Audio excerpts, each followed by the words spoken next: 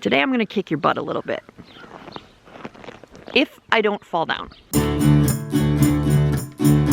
It's another cloudy, gross, wet day here at the Minnesota homestead. It's a little bit slippery, actually. I think what's coming down right now is actually sleet, so that's fun. But we're gonna talk about something today, and that is something that I see people doing that they're using for an excuse for not doing the things they really want to do.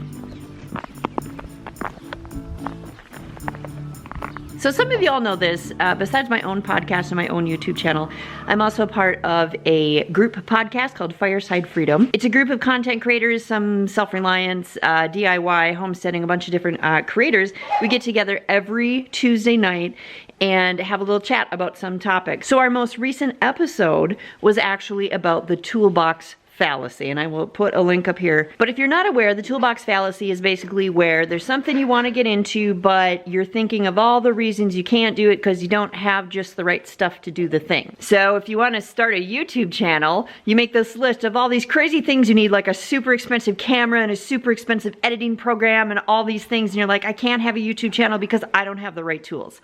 That's the toolbox fallacy. So we had a conversation about the toolbox fallacy and kind of put that to rest. Don't use not having the right tools as an excuse to not do the thing. So after we got done, I started thinking about how this can also be a problem in homesteading and gardening and self-reliance and wanting to do this whole prepping thing and all of that. If you are out there right now and you want to get into homesteading, you want to get into growing your own food, you want to get into anything like that, anything I talk about on this channel, do it. There are people out there who will not get started because they're held back by, I want to do everything organic and I can't. Or I want to have a bunch of chickens, but I can only have 4.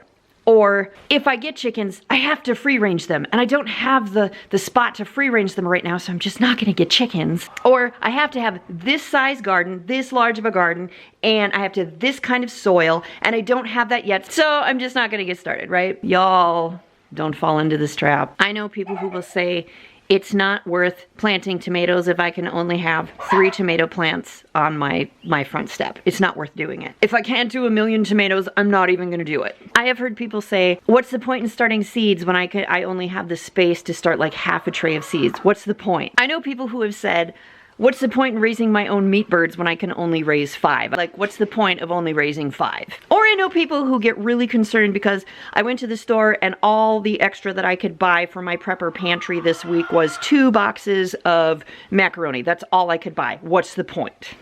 You guys, what's the point? Doing something is better than doing nothing.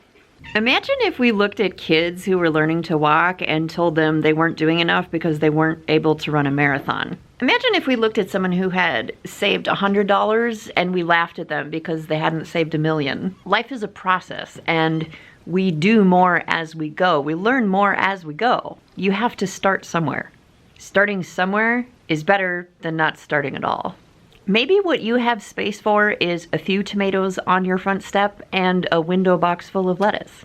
Start there or stay there. There's nothing wrong with that. Why is just having a few tomatoes on your front step, why is that bad? Why isn't that enough? Why is that less than? Why is everything such a freaking contest? Why does the fact that maybe you can't have a garden as big as me mean that you shouldn't have a garden at all? I started with a tiny garden, you guys, tiny. Don't let what you don't have or what you think you should have keep you from starting. If you want to start a garden or you want to start seeds and you want to do it all organic and you're looking for the perfect soil and you can't find it, if all you can find is that generic bag of soil at your hardware store, buy that and start some seeds. It's better than not starting anything at all. Trust me. You guys don't fall into the trap of thinking that because you don't have all the right stuff that you shouldn't get started at all. Do what you can, where you are, with what you have. I think someone said that once, didn't they? So, what are you gonna get started with today?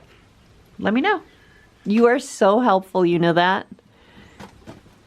T-Rex the helper cat. And baby Emily. What would I do without you? Kitty break.